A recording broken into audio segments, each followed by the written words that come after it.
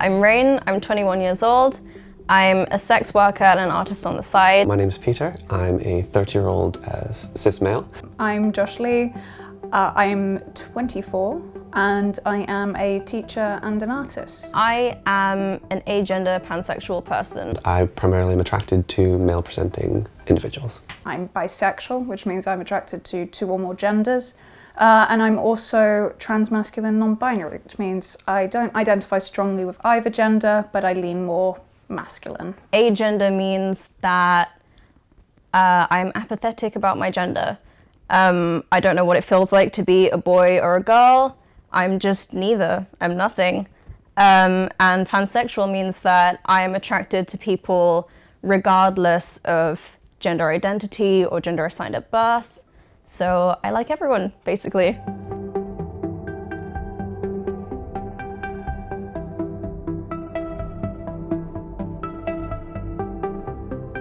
Realised that I was transgender and non-binary until after I was 20. So that is like a full 7 to 8 years later. There was like a few weeks I think of questioning, and then a sudden just a snap in my brain. I was just like, I like boys and girls and everyone in between. Oh no. I learned about being queer in secondary school when I had met people, and I actually worked with my friends and with older people in my secondary school to start up a gender and sexuality club. So we would meet on Tuesdays in school, we'd have a little room and we'd all just talk. I think that helped a lot of people in that group in school kind of find themselves a bit and learn more about who they are or who they could be. We had a gay and straight alliance club at school, but it was mostly filled with women, and no one was really queer or anything on it.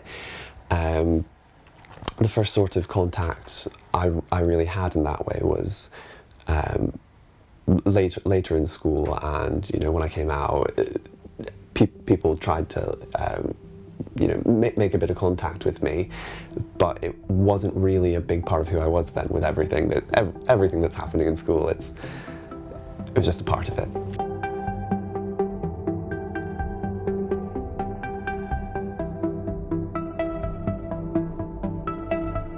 I came out about my sexual identity far before I'd even started thinking about my gender identity. But because my parents and my family were quite conservative at the time, I never actually formally came out to them about being pansexual. What officially happened was that I was dating someone at the time, and she was a trans woman. I went to my parents just to inform them of the change, basically, saying, oh, she's now a girl, please refer to her as such. And I didn't realize it at the time, but that's the first time that I had officially spoken to them about my sexual identity, about being pansexual. And they were okay with it. So that was really nice. So when I came out as bisexual, it actually went very poorly. My parents were just kind of very gobsmacked, and I got a lot of shouting from what I remember from that interaction, and it really hurt. I think I'd be lying if I said it didn't hurt me at all, because I suddenly felt that I did have to hide parts of myself when just before then I felt so elated that I'd been accepted. So after that I did kind of hide my sexuality a lot more. And then jump then to when I am 21, about to turn 22, to come out to my mum. Entire coming out story happened in a half-an-hour phone call. My mum was incredibly supportive. She was very happy when I told her the name I'd picked, because my first name Joshua is actually the name she would have picked for me had I been born a boy, which I was like, I'll do that one. I don't need to pick my name, my mum's picked it for me.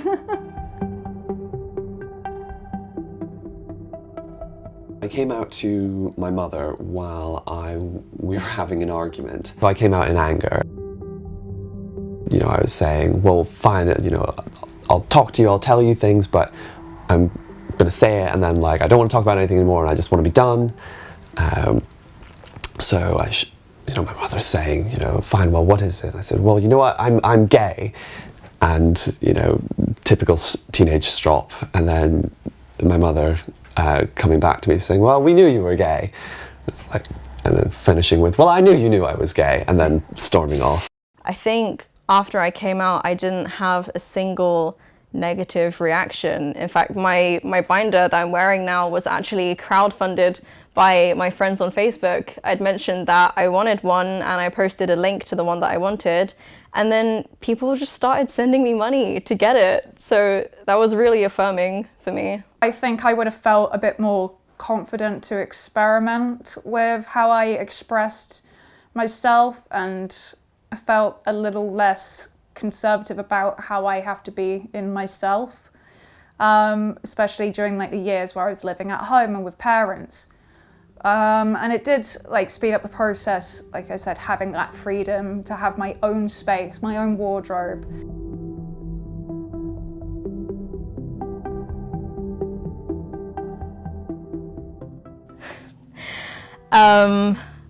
I think a lot needs to change. One thing that I would really, really like to see changing in law is to legally recognise a non-binary gender identity. UK government needs to start protecting trans people. Transgender people have the highest rates of suicide of any group of people. There needs to be more support, there need to be more doctors, and those doctors need to be better educated on trans people. I hear so many stories of trans people having to explain their identity to the doctors who are supposed to be helping them. I think the government needs to step up and actually take the threat to trans people's lives much more seriously.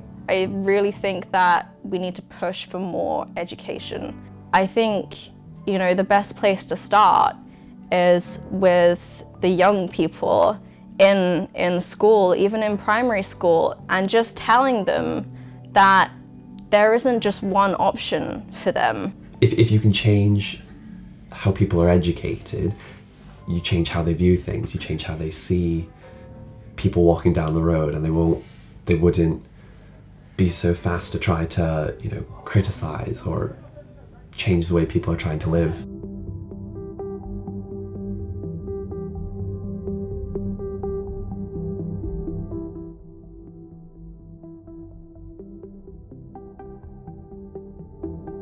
Societally, we're on a pendulum, and the pendulum swings back and forth and back and forth.